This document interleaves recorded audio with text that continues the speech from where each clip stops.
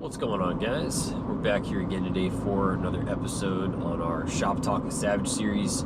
Thank you guys so much for joining me. Today's topic of discussion is going to be customer supplied parts. Now, oftentimes this is a fairly controversial topic within most shops. As you guys know, most businesses are in position to obviously hope to profit on labor as well as parts. A lot of times, customers will make a service inquiry, whether it be a repair, an upgrade, whatever the case may be, and they're going to want to see what the price looks like as far as parts, labor, and everything. Once they get that quote, they're going to say, all right, cool, man, so here's how much that's going to be to install X, Y, and Z. And then from there, they're pretty much going to want to pick apart the quote, and they're going to want to try to find all of those parts online from another source to try to save money and reduce their cost. Totally understand. Obviously, things are very expensive nowadays, so if you want to save some money, find your own parts that are applicable to the same service and save yourself some money. Now, this does open up a can of worms to some degree when you're trying to schedule services within a shop setting. Now, from what I've always experienced myself, whether it be as a customer or as a service advisor working in a shop, it's always a little iffy when it comes to customer supplied parts, or as I like to call it, CSP Motorsports, which just stands for customer supplied parts, which is kind of a silly joke.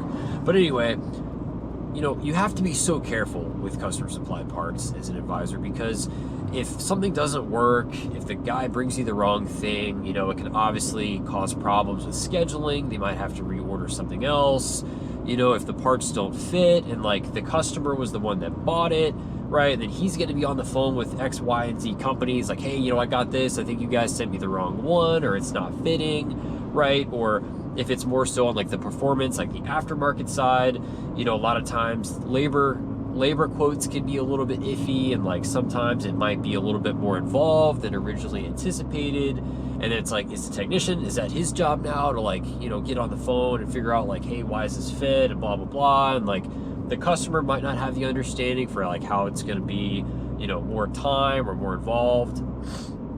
And sometimes it can just open up a lot of challenges, so I can definitely understand why a lot of shops, they're just sometimes very firm, look, man, we just for our efficiency within our workflow, we don't do customer supplied parts. I can totally understand that. I would really say more so I feel on the service side is where it gets to be a little bit more of a problem, right?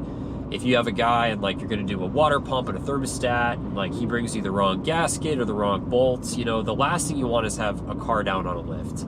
I mean, obviously this brings productivity to a screeching halt within a shop setting. So this is a really critical thing to make sure that obviously, hey, if we're gonna have to go back on our end and double check to make sure that the customer has supplied the exact parts that are required to complete the job in its entirety, that's more time, right? So I can also understand if a shop needs to charge some type of fee, or if maybe the rate's a little higher, or just something to offset the cost of the time they're going to put into going back and double checking the work that the customer has potentially done to ensure that those parts are accurate. A lot of times they might bring you a water pump, but then it's okay, this is the water pump, but where's the bolts, where's the gasket, where's the seat, you know what I mean? There's always all these little nitty gritty parts that can oftentimes just stifle the productivity in a shop.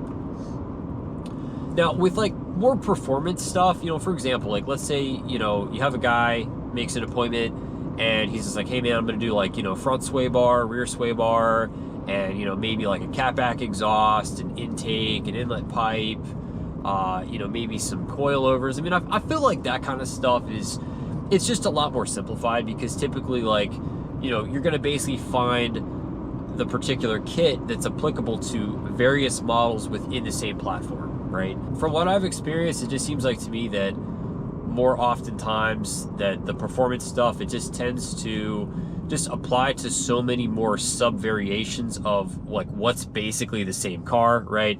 So say it's, you got an A3, an S3, an RS3, GTI Golf R. A lot of that stuff's going to be very interchangeable, again, with your basic bolt-on performance parts.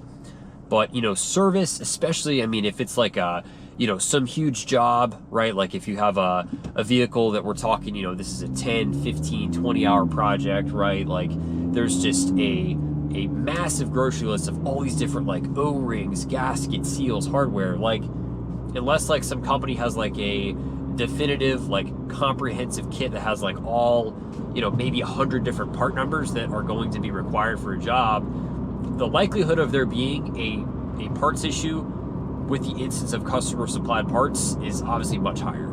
So just different things to keep in mind. If you're a service advisor, I would always recommend there needs to be something in writing on the repair order. 100% of the time, there is obviously no warranty stated or implied on customer supplied parts, because obviously it's like, look, you did buy from that shop.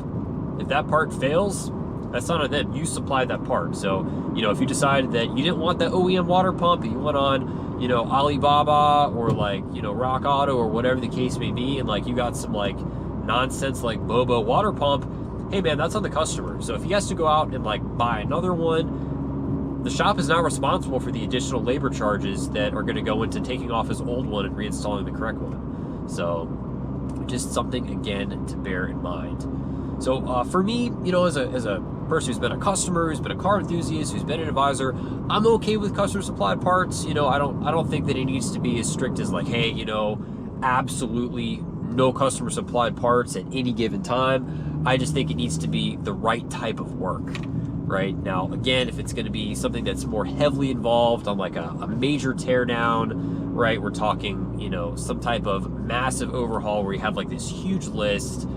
I really think that the shop needs to be the one just to oversee everything, just to ensure accuracy, just to make sure everything is handled accordingly. So by putting more of that kind of stuff, like the technical, the parts lookup side, and on the customer's end, again, you're going to have a far greater likelihood of there being some kind of parts issue. So just my 2 cents for what it's worth. Let me know your thoughts in the comment section down below. If you're an advisor, if you're a technician, what are your thoughts on customer supplied parts? Should they be allowed? Should they not be allowed? Should shops charge a premium? If so, let me know why. So it's going to basically wrap it up for this one, guys. Appreciate you all tuning in for this new series. Just want to go through some different topics of discussion just regarding, shop talk, shop culture, people that work in the automotive industry. Just want to have some open discussions with you guys. But that's all for this one, guys. Subscribe for more. Be sure to see you guys in the next one.